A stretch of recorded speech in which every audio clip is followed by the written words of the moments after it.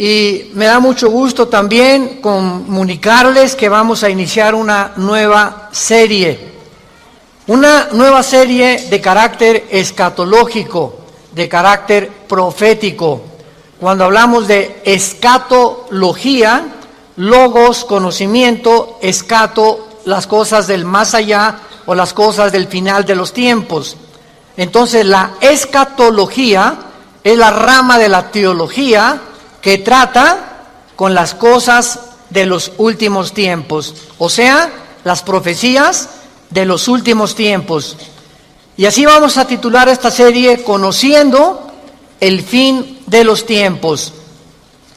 No cabe duda, damas y caballeros y santos de Dios, que estamos rodeados hoy, más que nunca, de un sinnúmero de eventos políticos, filosóficos, climatológicos, religiosos, amenazadores. En el mundo siempre ha habido guerras, en el mundo siempre ha habido depravación sexual, degradación moral, siempre ha habido revoluciones, golpes de Estado, etcétera, etcétera, pero nunca todas estas situaciones u eventos habían convergido como en el momento en que nos encontramos actualmente. Si hiciéramos un breve panorama geopolítico alrededor del mundo, nos damos cuenta, ¿verdad?, que de México hasta abajo, hasta la Patagonia, están las naciones latinoamericanas e iberoamericanas ardiendo, por todos lados protestas, en Hong Kong protestas, en Irak protestas contra el gobierno. Es en Estados Unidos un clima que se está viviendo de demasiada tensión, donde quieren destituir a un presidente, etcétera, etcétera. El Medio Oriente ni se diga, continúa con el conflicto aumentando acerca de quién controla el petróleo, quién controla el Golfo Pérsico. Estados Unidos abandona a los kurdos, que es el grupo étnico entre Siria y Turquía, que defendieron a Estados Unidos durante la guerra del Golfo Pérsico. Y vemos un mare magnum en el mundo donde volteamos y estamos preguntándonos, en medio de tantas cosas, ¿quiénes son los buenos y quiénes son los malos? ¿Quién tiene la razón de todo lo que oímos en los periódicos, en la televisión? Unos dicen una cosa, golpe de Estado, no fue golpe de Estado, revolución, no fue revolución, los kurdos esto, Estados Unidos por acá, y estamos en medio de un mundo verdaderamente confundido. Sin embargo, la Biblia nos muestra que nosotros no debemos vivir en confusión. Ya cuando un cristiano dice, no sé quién tiene la razón, o creo yo porque los medios de comunicación, recuerden algo, ¿verdad? Los medios de comunicación, televisiones, radios, etcétera, etcétera, muchas veces tergiversan, las noticias de tal manera que llegan a manipularnos y hacernos creer lo que ellos creen. Entonces, dependiendo quién está detrás de los medios de comunicación, qué ideologías o qué filosofías o quiénes son los dueños de CNN o de BBC News o de Fox News, etcétera, etcétera, o en México, dependiendo quién se encuentra detrás, es la clase de mensaje que envían. Y cuando nosotros oímos en Fox News una cosa que contradice CNN otra cosa, y otros periódicos de México dicen una cosa, y otro periódico dice otra cosa, llegamos a preguntarnos, ¿quién dice la verdad? ¿No es verdad? Realmente, ¿quién dice la verdad? ¿En qué mundo nos encontramos? Realmente, ¿cómo podemos nosotros afianzarnos? Es como si estuviéramos en un barco que se está hundiendo y nos hemos echado fuera de la borda, como cuando el Titanic en 1910-12 se estaba hundiendo, nos aventamos al mar y nos agarramos de un salvavidas.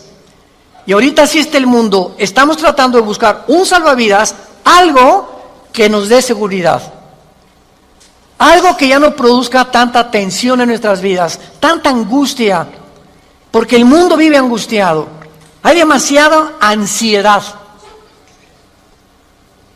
La enfermedad número 1 que la Clínica Mayo en Rochester y el Hospital Hopkins en Estados Unidos que son las dos clínicas médicas más respetadas que hay en el mundo en cuanto a evaluaciones y a sugerencias médicas, coincidieron hace algunos años en que el factor común denominador o la causa número 1, escúcheme con mucho cuidado, este es un dato que viene de clínicas médicas, no cristianas, la causa número 1 de las enfermedades mentales y físicas del ser humano en el siglo XXI es el estrés. El estrés es un estado de angustia, un estado de tensión, de ansiedad interna que no te deja vivir y que te hace que estés enojado contra el gobierno, enojado con tu papá, con tus hijos, etcétera, etcétera. Ves a toda la gente con recelo, no confías de nadie, te vuelves amargado, te vuelves amargada, y es el estado interno al que el ser humano está llegando porque hay demasiados conflictos en el mundo, demasiadas noticias, estamos oyendo con el iPhone qué pasó en Irak, qué pasó en el Medio Oriente, qué pasó por acá, mis amigos, mis amigas, y llega un momento en que el ser humano ya no tiene paz. Ayer en el Congreso de Pastores que tuvimos en México, llegaron una familia a consultarme, él es pastor, su esposa lo acompaña hace mucho tiempo, y me dice: Armando, quiero decirte una cosa. Tenemos un programa de televisión en Sudamérica y un programa de radio. Y el otro día estaba radiando unas noticias, me dice la esposa, y ¿sabes una cosa? Que de repente se me olvidó todo. Entré en un estado de amnesia en el que ya no sabía ni quién era yo. Algo me pasó en las neuronas de mi cerebro que se me fueron todas las ideas. Y duré como 1 o 2 días, mi esposo asustadísimo, ¿qué me habrá pasado? No fue un golpe, no tuve un trauma, y se me fueron todas las ideas. Inmediatamente le contesté y le dije: eres una mujer demasiado estresada. Y hay una autora inglesa que les recomiendo, ahorita mi esposa está devorando todos sus libros, que se llama Carolina Leaf, L-E-A-F, Leaf. Esta autora inglesa es neuróloga, pero es cristiana, y está haciendo los últimos descubrimientos del cerebro, de las neuronas, de la manera como afecta el estrés. Y en ese momento, cuando tú estás demasiado estresado y tienes demasiadas presiones, y los niños, y el esposo, y el falta de trabajo, y el buen fin, o lo que tú quieras mencionar, algo le pasa. Las neuronas son interconexiones eléctricas que tenemos, pero millones de células dentro del cerebro, y un solo alambrito por la presión mental, por falta de vacaciones o de que no aprendes a relajar tu mente, etcétera, etcétera, provoca amnesia, provoca enfermedades mentales y puedes llegar inclusive a la locura. Esto es impresionante, porque es como un árbol lo que tenemos aquí adentro. Y ella está descubriendo que cuando tienes pensamientos negativos, las neuronas se unen más rápido. Esto es increíble porque así nos diseñó Dios. Y cuando tenemos pensamientos negativos, las neuronas comienzan a tratar de desconectarse y vienen zonas negras en el cerebro que te impiden pensar coherente y lógicamente. Qué interesante que Filipenses 4:8 diga en la Biblia: en esto pensar todo lo que es bueno, todo lo que es justo, todo lo que es buen hombre, ocupa tu mente pensando cosas positivas. Porque la gente que está continuamente pensando el mal, o qué mal hacer, o estar negando a Dios en su mente, algo afecta las neuronas del cerebro científicamente. Y cuando venimos a la Biblia, nos damos cuenta, ¿verdad?, que se están derrumbando todas las ideologías. El comunismo ya no es el comunismo, porque el comunismo que yo practiqué, por ejemplo, ustedes muchos saben que antes de que yo fuera cristiano, fui comunista, fui ateo. A los 12 años me decepcioné de la religión que nos inculcaron y llegué a negar a Dios. Las religiones son un engaño, todas quieren explotar a la gente. Estos eran mis pensamientos. Tenía el Che Guevara arriba de mi cuarto con un póster inmenso de él, y Marx y Engels y Lenin, etcétera, etcétera. Y para mí ese era mi mundo y era lo que yo creía era la respuesta, un sistema ideológico para poder cambiar la sociedad. Sin embargo, cuando descubrí, ¿verdad?, que este sistema era completamente contradictorio, como se demostró en 1990, que cayó el comunismo en Europa, cuando Mikhail Gorbachev confesó que era una ideología. Para que seas comunista, número 1, tienes que ser ateo. Escúchame con mucho cuidado. Número 2, tienes que ser darwiniano. O sea, tienes que creer que al morir no hay nada. Que vas a la tierra y que no hay Dios y ahí acabó. No hay otra vida, no hay mundo espiritual, no hay ninguna otra dimensión. Número 3, tienes que ser humanista. No humanitario, humanista. O sea, tienes que creer que el hombre tiene las respuestas para sus problemas. Ese es el humanismo. Cuando creemos que nosotros podemos resolver la pobreza, las injusticias, etcétera, etcétera. Que es la historia del fracaso de la Liga de las Naciones Unidas, la OTAN, la OEA, llámale como quieras. El hombre es incapaz de resolver los problemas que van más allá de nuestra capacidad para resolverlos. Ese es el humanismo. Entonces, si no hay esta plataforma, no eres comunista, es una mentira. Y ahora los últimos comunistas o los últimos demócratas o los últimos que han tratado de implementar diferentes sistemas de pensamiento, se dan cuenta que están ya mezclando una ideología, comunismo con democracia, con capitalismo, porque no ha funcionado. Porque es la confusión a la que hemos llegado. Y como dijo Don Teofilito en México, ni lo podremos alcanzar jamás. Porque no hay ningún sistema de gobierno perfecto. Decía Winston Churchill, entre los sistemas de gobierno, el mejorcito es la democracia, pero no es perfecta tampoco. ¿Por qué? Porque somos seres humanos que necesitamos a Dios. Necesitamos a Dios. Necesitamos una guía, necesitamos un manual, necesitamos una luz. Y por eso el mundo está perdido completamente. Me decía el otro día un piloto que es vecino de la casa de ustedes donde vivimos, de American Airlines, me decía: Armando, le digo, oye, cuando tú vas en el avión allá a 10,000 metros, 10 kilómetros arriba de la superficie de la Tierra, 33,000 pies, 35,000 pies, ¿cómo le haces para saber si no vas para acá o no vas para acá?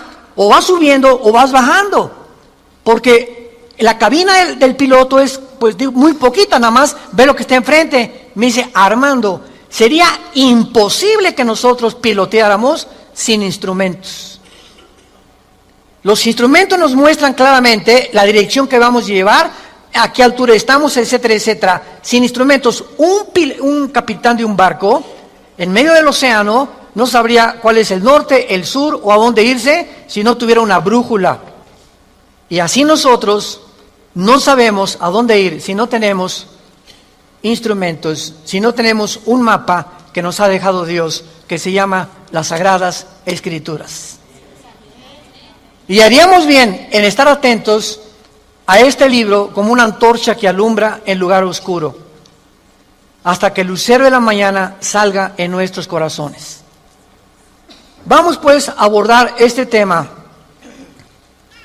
y esta serie, porque ante todos los eventos que está el mundo atravesando actualmente, que amenazan nuestra tranquilidad, nuestra familia, nuestro futuro, provocan ansiedad, angustia. ¿Qué pasa si pierdo el trabajo? ¿Qué pasa si el peso pierde más valor ante el dólar? Si cae el petróleo, si viene un gobierno en México, o si viene una guerra nuclear. Todas estas cosas producen ansiedad, producen incertidumbre. producen intranquilidad. Y Dios no quiere que vivamos así. Dios quiere que en medio de este mundo tengamos una esperanza, tengamos una seguridad de que las cosas van a mejorar. Que lo mejor de nosotros está por delante. Y que aunque el mundo sea cubierto de tinieblas, en nosotros debe haber luz. Porque somos la familia de Dios. Que dio a su Hijo en una cruz hace 2000 años para que pudiéramos comprender el mensaje del Evangelio, de las buenas noticias, de la gracia de Dios en su Hijo Jesucristo. Podemos saber exactamente, y este es el tema que vamos a abordar en toda esta serie, podemos en la Biblia encontrar datos, información que nos digan en qué tiempo de la historia nos encontramos. ¿Podríamos realmente decir con seguridad nos encontramos a 10 años de que Cristo venga, o a 5 años de que Cristo venga, o nos encontramos al borde de un caos nuclear, o estamos en la orillita de la autodestrucción del ser humano? Esta información se encuentra en este libro, porque cuando comienzas a escudriñar este libro y nos comenzamos a ver que Dios nos comienza a despejar incógnitas y los velos negros que nos impiden ver hacia adelante comienzan a ser quitados por la luz del Espíritu de Dios, comenzamos a caminar con confianza en la vida. Si yo estoy en una cueva oscura, yo no sé si dar un paso por acá porque no veo, está tan oscuro que a lo mejor está ahí un murciélago o una roca o algo. Pero si alguien me da una lámpara, ¿qué hace la lámpara? Inmediatamente me alumbra 4, 5, 10 metros hacia adelante. Y con esa lámpara puedo caminar con confianza porque voy viendo dónde voy pisando. ¿Correcto? Bueno, así es exactamente en el mundo espiritual. El mundo ahorita no tiene lámpara, están así. ¿Será melón? ¿Será sandía? ¿Será, ya sabes quién? Por aquí, por allá, ¿y para dónde? Esto, ¿tendrá razón ellos? ¿Tendrá razón estos? ¿Tendrá razón este gobernante? Por acá, y así está el mundo. Pero cuando tenemos la palabra profética más segura, vamos a comenzar a caminar con confianza y a darnos cuenta del Dios que nos dice, no temas. No temas, estoy contigo, nunca te dejaré, nunca te voy a abandonar. Estaré contigo todos los días hasta el fin del mundo. Y aunque se cierren los cielos aparentemente y la oscuridad, la tierra, esté cubierta de ella, mientras más oscuro, las estrellas se ven mejor. Mientras más oscuro, vamos a tener más luz, porque vamos a poder brillar en medio de las tinieblas. Claro que la Biblia nos va a revelar todos estos sucesos y calamidades antes de que sucedan, para que cuando sucedan corroboremos, comprobemos, confirmemos que Jesús tuvo realmente la razón y que Él es el Hijo de Dios. Y esto es lo que nos da la fortaleza, las convicciones, porque lo que más se necesita ahorita en el mundo es seres humanos con convicciones profundas en sus vidas, con mucha integridad para vivir. Y cuando tú eres una persona de una sola pieza, como dijo Pablo, yo sé en quién he creído, ya no te engaña la gente. Ya no te engañan las películas, no te engaña la televisión, no te engañan las noticias, porque tu fe está bajo una roca. Estás parado en un fundamento inconmovible. Y este fundamento es la palabra de Dios. Vayamos a ver algunos pasajes en primer lugar en el capítulo 46 del libro de Isaías. Si no traes la Biblia, por eso estás así. Con razón.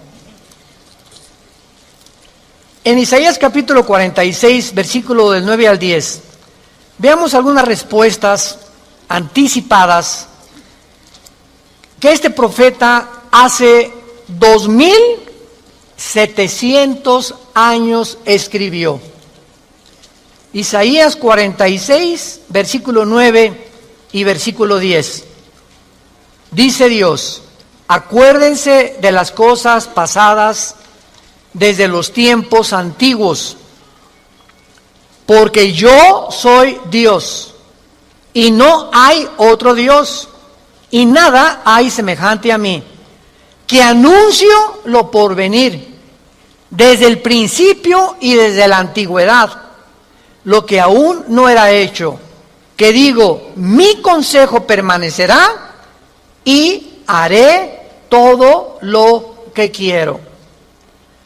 En este pasaje Dios claramente nos muestra que Él va a demostrar, el Dios de la Biblia, que Él es Dios, y que todos los demás dioses, ¿verdad?, no son realmente más que ídolos, y aunque detrás de todo esto hay criaturas espirituales que se le llama dioses en la Biblia, Él es el Elohim de los Elohim, Él es el Dios de los dioses, Él es el rey de todos los demás súbditos que ocupan el universo.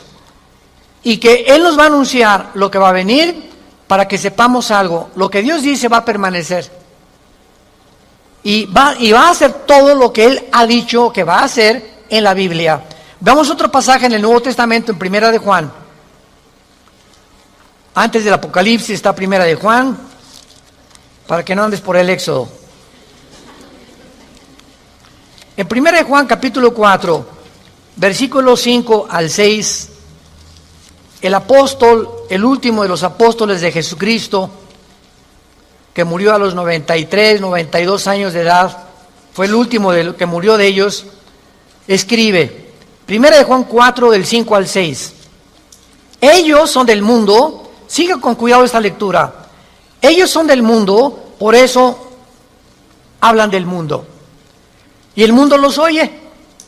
Nosotros somos de Dios, el que conoce a Dios nos oye, el que no es de Dios no nos oye. En esto conocemos el espíritu de verdad y el espíritu de error. Tú prendes el radio y dices, ¿qué quiero oír? La charrita del cuadrante. Bueno, porque eso es lo que quieres oír. Pero al mismo tiempo tu apartito de tu radio tiene ondas y tiene FM, tiene AM y tiene como 50 estaciones más que tú puedes oír. En el FM 91.13, 1440, etcétera, etcétera, ¿verdad? Pero tú sintonizas lo que tú quieres oír. El mundo espiritual que nos rodea, ahorita aquí cerca de nosotros, todas estas ondas radiales y de video y de televisión están pasando junto a nosotros, pero ese aparatito las capta, son invisibles. Y el hecho que no las veamos no implica que no existen, porque aquí están junto a nosotros, pero ese aparatito lo prendo y capta esa onda que yo quiero, o hay otra banda más chica, o hay otra más grande, pero capta, repito, la estación que tú quieres bajar del mundo invisible. Y así pasa en el mundo espiritual. ¿A quién quieres oír? ¿A Buda? ¿A Marx? ¿A Che Guevara? ¿A Lenin? ¿A los brujos? ¿A los astrólogos? ¿A quién estás sintonizando en tu mente? Ellos son del mundo. Si tú eres del mundo, vas a oír a los líderes del mundo, a los religiosos, a los brujos, a los que te han prometido que tienen alguna verdad. Y por eso tu vida está como está. Pero si tú quieres sintonizar la frecuencia de Cristo, entona a Cristo en la Biblia. Entonces, por la forma y a quienes oímos, podemos confirmar si somos o no somos hijos de Dios. El que es de Dios, oye a Jesús. Mis ovejas, Juan 10, oyen mi voz y me siguen. Y yo les doy la vida eterna. Y no oirán la voz del falso pastor. Y aquí se trata de tu destino eterno, de tu familia, de tu matrimonio, de tus hijos. Tienes que aprender a discernir la voz de Jesús. En medio de tantas voces en la televisión, en los programas, en los radios, en libros que hay que nos rodean por todos lados, ¿a quién estás oyendo? ¿A quién estás leyendo? ¿Qué tipo de lectura tienes? ¿Qué tipo de actividades tienes para saber si tú eres y tienes el espíritu de verdad o tienes el espíritu de error? Muy bien. En la Biblia tenemos tres principales fuentes de información de las profecías bíblicas. Esto es bien importante. Hay tres fuentes de información en la Biblia, que vamos rápidamente a verlas, que nos muestran la fase final de la historia humana en tres pasajes de la Biblia y que nos vienen realmente a confirmar en qué época nos encontramos. Estas tres son, en primer lugar, el Sermón del Monte de Jesús, que se encuentra en Mateo 24, Marcos 13 y Lucas 21. ¿Cuál es el Sermón del Monte? Cuando los discípulos se acercaron a Jesús, dinos, ¿cuándo será la señal del fin del mundo? ¿Cuándo serán estas cosas y cuándo será la señal de que tú vas a regresar? Y ahí Cristo comienza a enumerar una serie de eventos y señales. Habrá guerras, falsos profetas, muchos van a ser engañados, pestes, terremotos, y será el principio de los dolores. La segunda fuente de información se encuentra en Primera de Tesalonicenses, capítulo 4, del 3 al capítulo 5, versículo 4. Esta revelación la compartió el apóstol Pablo de los últimos tiempos. Y la tercera revelación acerca de los últimos tiempos la encontramos en el libro del Apocalipsis, del capítulo 5 al capítulo 19. En estos capítulos se encuentra claramente todo lo que la planeta Tierra y la humanidad va a atravesar. Ahora, muy bien, cuando estudiamos estos pasajes, podemos concluir que efectivamente vendrán tiempos difíciles al mundo, sorpresivos y amenazadores, que es de lo que hemos estado hablando en los últimos 10, 15 minutos.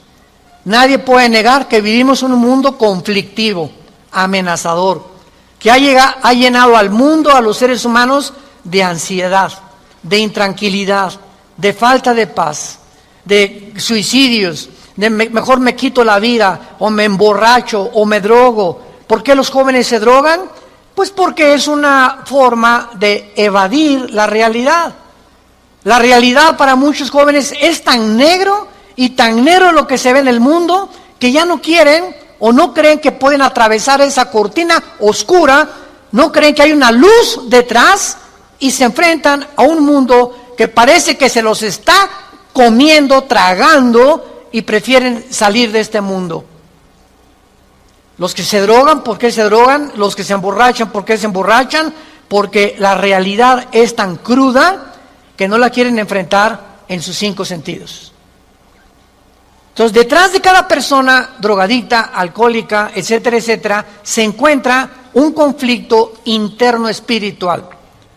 Porque como en el área forense, cuando tú estudias, yo recuerdo que hubo una época en mi vida que comencé a estudiar criminología, dactiloscopía y balística. Quería ser detective, imagínense. Siempre me ha gustado la investigación. Y me dio unos meses por meterme y compré libros, etcétera, etcétera. Y siempre cuando en esa área te involucras, los detectives o los investigadores siempre están buscando el motivo por el cual alguien le quitó la vida a la otra persona.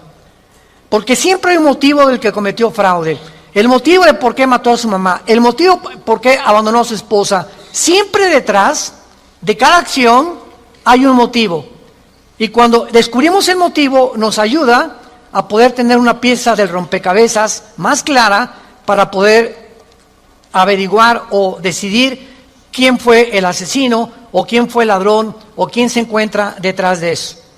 Y cuando nosotros vemos esto, ¿verdad?, que el motivo por el cual la gente hace lo que hace en el mundo, nos damos cuenta que el mundo está espiritualmente muriéndose. Y nosotros tenemos la medicina. Qué triste que tengas compañeros en tu escuela que estén tan confundidos, que no les has hablado jamás de Cristo, que tengas amigos que haces negocios con ellos, que tengas un taller de carpintería, de plomería, o eres mecánico o abogado en tu bufete o un médico, y la gente a tu alrededor, vemos a la gente, caras vemos y están llorando por dentro, están deshechos por dentro. Que si esa hermanita, la enfermera que diga, ay hermanita doctora, ¿cómo está? Muy buenos días, ¿verdad? Y te encierras con ella y te pones enfrente de ella, te puede olvidar, se quitan esa máscara que están usando y caen en una expresión de llanto, de angustia, que están escondiendo, poniéndose una máscara de aparente felicidad. Y así las personas que tú ves, no es cierto que son lo que estás viendo. Detrás de cada persona se encuentra un drama. Se encuentran problemas más allá de lo que podemos imaginarnos. Así que nosotros tenemos la respuesta y la medicina, qué estamos haciendo con ella, y vamos a dar cuentas en la otra vida de todas las cosas que nunca cumplimos en la palabra de Dios al compartir el mensaje de Jesucristo. Ahora bien, vayamos a Mateo 24 y veamos rápidamente que del estudio de estos tres pasajes que acabamos de mencionar, el Sermón del Monte, Primera de Tesalonicenses 4 y el libro de Apocalipsis, podemos concluir, para poner el tapiz, el fundamento de nuestra serie que vamos a seguir desarrollando, que efectivamente estamos en el tiempo de eventos muy amenazadores, sorpresivos, y aunque nosotros los cristianos no querramos ver, ni vamos a estar, esto está garantizado, nosotros no nos vamos a encontrar en los acontecimientos del libro del Apocalipsis. La iglesia no va a encontrarse en los acontecimientos de Primera de Tesalonicenses 4, ni tampoco en el Sermón del Monte, más que en lo que les voy a mostrar ahorita. Y no vamos a ver nosotros el Armagedón. Creo que no vamos a conocer tampoco al Anticristo, pero hay algo que vamos a atravesar para que nos vayamos preparando y para que entendamos que para poder enfrentar lo que se viene, se necesita carácter.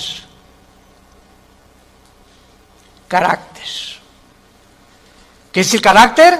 Es la formación interna que el Espíritu Santo nos quiere dar, donde estableces fundamentos y convicciones inconmovibles en tu vida. He decidido hacer esto, lo haces. Puntualidad, responsabilidad. Una persona, un cristiano irresponsable, tiene mucho que trabajar con su carácter. Un cristiano que siempre llega tarde a todos lados, tiene que trabajar mucho con su carácter. Decía hace algunos años, cuando Henry Ford hizo el primer carro modelo T, 1904, corría como 25 kilómetros por hora. Su hijo, Henry Ford II, tomó la Ford Motor Company, la compañía de carros Ford en Estados Unidos, que fue la que más comenzó a vender carros a principios del siglo XX. Y este hombre llegaba a la compañía de Ford y ponía al jefe de la planta, al jefe de la administración, al jefe de la supervisión, ponía a líderes en cada departamento. Y él llegaba cada 2 o 3 meses, y si ese líder no hacía que funcionara la planta que él le había dado, lo corría. Dice, un líder, decía Henry Ford II, es la persona que hace que las cosas sucedan. Y si tú estás al frente de una responsabilidad y no cambias la situación, o no cambias la manera de pensar de los hombres o de tus soldados que tienes bajo tu responsabilidad, tú no eres líder. Entonces, qué importante es que la Biblia dice que todos nosotros debemos ser líderes. Y si somos líderes, tenemos que hacer cambiar las cosas de alguna manera. Vas a hacer cambiar a tu amigo, y vas a hacer cambiar a tu amiga, y vas a hacer cambiar a tus amigos de la escuela, hasta a tus maestros los vas a confrontar algún día. Discúlpeme, maestro, con el respeto que se merece, no venimos del chango. La evolución es una teoría que está completamente destituida desde que descubrieron el ADN en 1954. Por favor, actualícese más, maestro. Entonces, cuando comenzamos a entender eso, es cuando comenzamos a comprender que este mundo, dice la Biblia, la mayoría serán engañados. Los mismos escogidos serán engañados, porque hay millones de cristianos sin carácter, flojos, irresponsables, impuntuales, sin falta de integridad. A nadie le hablan de Cristo, no comparten las buenas nuevas, no tienen convicciones profundas que los hacen ser gigantes, guerreros de Dios. Dice Mateo capítulo 24 en el Sermón del Monte el Señor Jesucristo, porque se acercan los discípulos para hacerle preguntas, versículo 3, Señor, dinos, vean las 3 preguntas que le hacen hace 2000 años. 1, ¿cuándo serán estas cosas? Querían saber el tiempo los discípulos.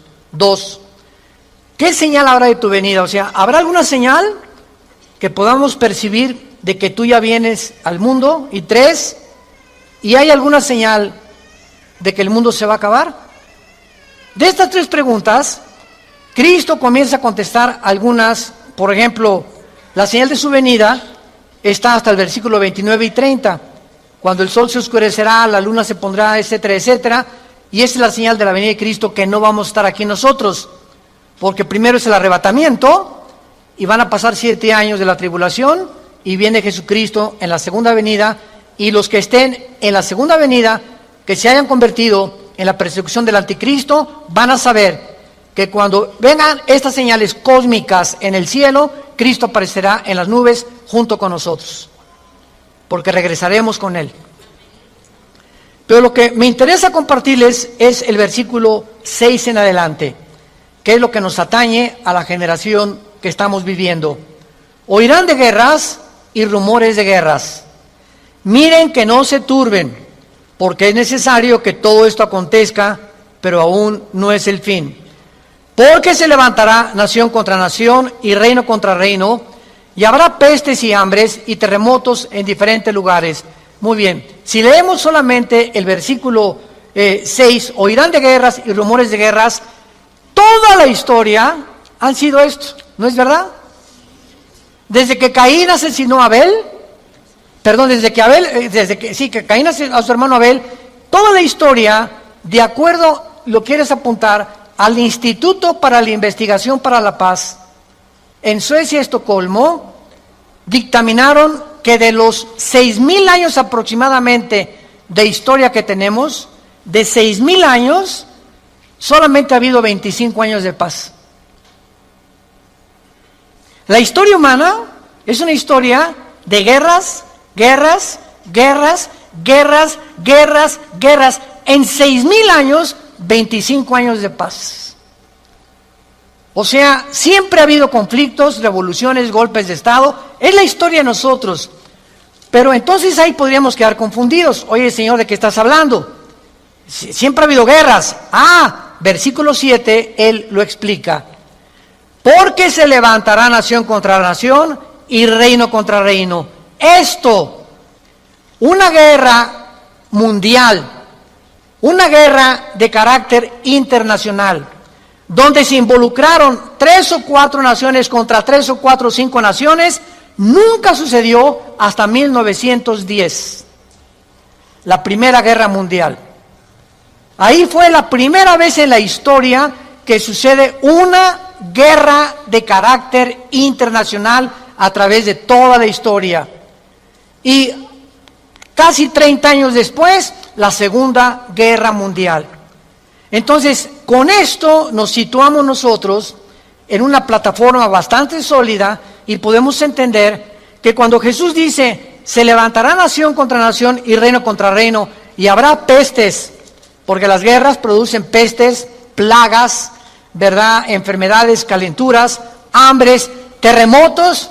Señor, siempre ha habido terremotos, ok, claro, siempre ha habido terremotos, pero de acuerdo al Instituto Sismológico de Boulder, Colorado, que es uno de los institutos más prestigiados en el mundo para detectar terremotos, desde 1976 hasta el 2010 han aumentado 70% los terremotos en el mundo. 70% han aumentado. Eso es lo que Cristo está diciendo, que iban a aumentar cada vez más los terremotos, etcétera, etcétera. Versículo 8. Y todo esto, aquí es donde nos encontramos ahorita, nos encontramos en el principio de los dolores. Nos encontramos en un mundo donde el matrimonio ya está dejando de existir. En un mundo donde el ser humano está contagiado e infectado filosófica, religiosa, política, económicamente. Unos voltean por acá, ¿dónde estará la solución?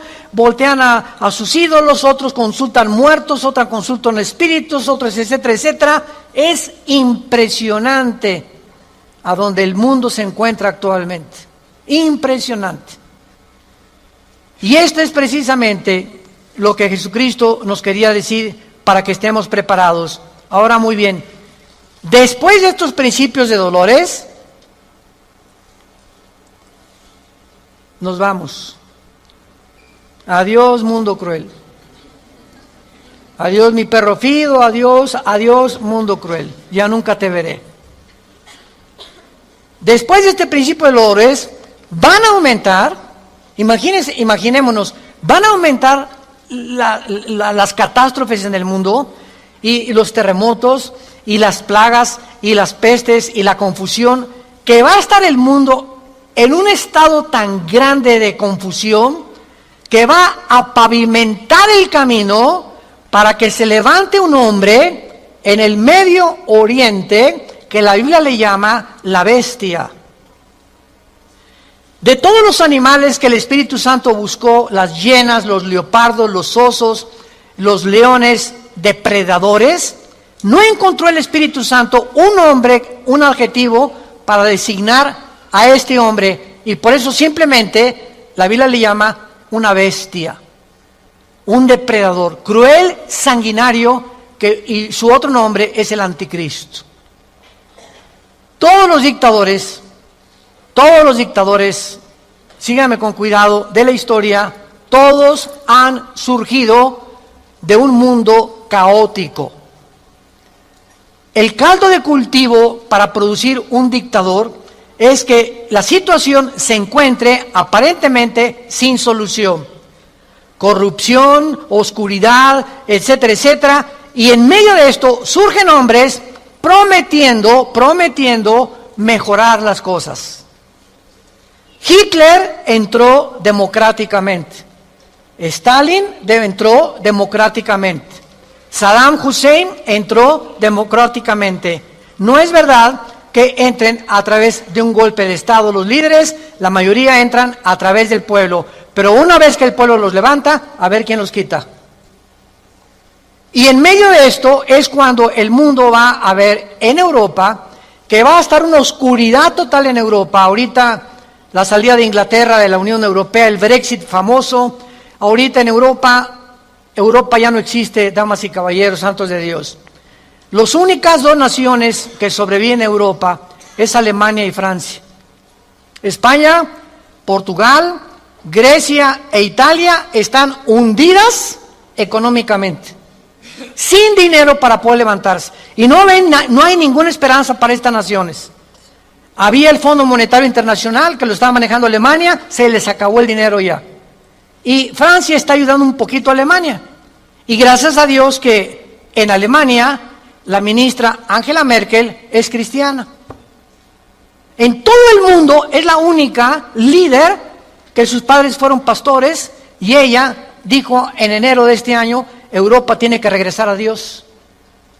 Entonces, Alemania está sobreviviendo, Inglaterra se está yendo sin los impuestos que le pagan las naciones a la Comunidad Europea o a la Unión Europea, ya no va a haber forma de sostener una Unión Europea, que era el sueño de los europeos después de la Segunda Guerra Mundial. Y está el campo preparado para que surja el hombre, la bestia, el anticristo, el hijo de perdición, que la Biblia profetiza que se va a levantar y va a traer soluciones al mundo, va a resolver problemas de la pobreza, de la economía, de la política, ideologías, y el mundo se va a asombrar porque este hombre no va a ser un hombre normal. Va a ser un hombre poseído por un principado satánico. Lo hemos visto en otras conferencias en el libro del Apocalipsis. Ya no nos da tiempo para eso. Pero va a ser un hombre que va a hacer milagros sobrenaturales. Y va a tener a un compadre que en Apocalipsis 13 se le llama el falso profeta. Que va a ser, fíjense, un líder religioso unido a un líder político. El líder político, el anticristo, va a usar a un líder religioso para que el líder religioso convenza al mundo de ponerse la marca el 666. Y cuando el líder religioso convenza al mundo y haga milagros, este líder religioso, el anticristo lo va a matar. Y va a deshacer la ciudad de donde salga el líder religioso, y el anticristo, a la mitad de los 3 años y medio, va a proclamarse. Según Tesalonicenses capítulo 2, del 3 al 4, se va a proclamar que Él es Dios. Va a entrar al templo judío, va a violar el templo judío y va a hacer que el mundo lo adore como Dios. Pero, ¿será eso posible? ¿Que pueda llegar la humanidad a tal grado de adorar a un hombre como Dios? La historia nos enseña que el hombre no aprende la historia. ¿Se acuerdan de esa frase? Y el que no conoce la historia está condenado a repetirla. ¿Qué pasó con los césares romanos? Los césares romanos mandaron a la gente que los adoraran como dioses. Y los césares romanos se erigieron como dioses. Calígula mata a su familia. Nerón tenía de amante a un niño de 10 años. Era una depravación impresionante. Cuenta la historia que cuando un emperador romano estaba en el Coliseo, cuando vayan a Roma, vayan al Coliseo, es impresionante ver el Coliseo romano. Todavía en el Coliseo romano, cuando vayan a Roma, las manchas de la sangre de hace 2000 años, de los mártires que mataron los leones y quemaron vivos y que arrastraron, ahí están todavía las manchas de la sangre, que las han mantenido. Bueno, pues cuenta la historia, ¿verdad?, que estaba el César en un coliseo, en el Coliseo romano, y entonces todo el mundo se tenía que hincar y decirle, salve César. Y un hombre se quedó parado, que aparece en Apocalipsis con el nombre de Antipas.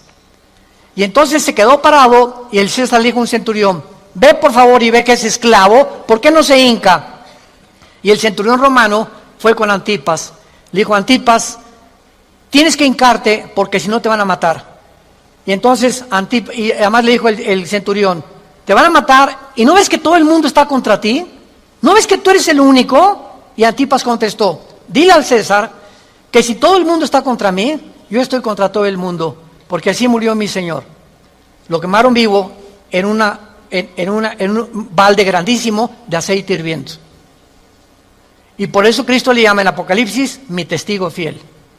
Va a llegar un momento, santos de Dios, en que el mundo va a estar contra nosotros y ahí se van a denotar tus convicciones. Y si tus amigos están contra ti y tu familia está contra ti y el mundo está contra ti, nosotros estamos en contra de ellos. Porque nuestra fidelidad es al Hijo de Dios por los siglos de los siglos. Te damos gracias, Señor, por tu palabra.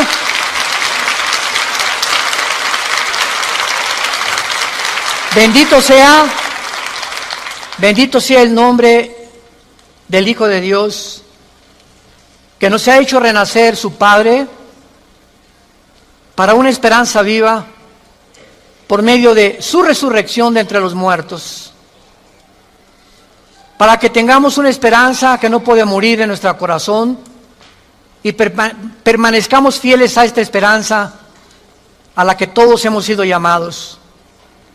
Al gran pastor de las ovejas, nuestro Señor Jesús, es nuestra lealtad, es nuestro amor, es nuestro corazón. porque Él fue el que dio su vida en nuestro lugar.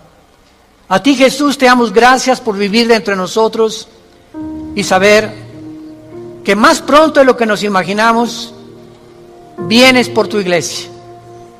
Vienes por aquellos que han sido fieles hasta la muerte, que han mantenido firmes sus convicciones en medio de un mundo confundido, donde estos hijos e hijas tuyas han permanecido inconmovibles en la fe, aferrados a la roca, a la palabra de vida, que es la que nos ha dado la vida eterna.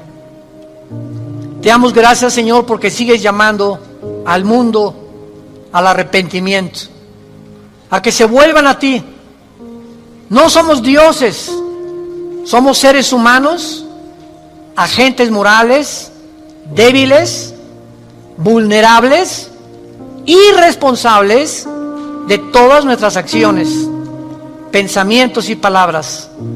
Y daremos cuenta algún día, después de nuestra muerte, de todo lo que hicimos mientras estábamos en este cuerpo que es temporal. Un cuerpo sujeto a la corrupción, pero dentro de nosotros el alma y el espíritu vivirá eternamente. Si tú esta mañana quieres invitar a Cristo y aún no estás seguro de que tienes la vida eterna o segura, dile simplemente estas palabras: Señor, te pido perdón por mis pecados. Creo que en esa cruz pagaste por ellos con tu sangre y que a los 3 días resucitaste de los muertos. Y porque creo que vivo, te pido en este instante, Señor Jesús, que entres a mi vida como mi Señor y mi Salvador. Tendré el poder ahora, de la corta vida que me queda, vivirla para ti, conocerte, adorarte y morir en paz, al saber que mis pecados han sido perdonados y que me has amado hasta la muerte.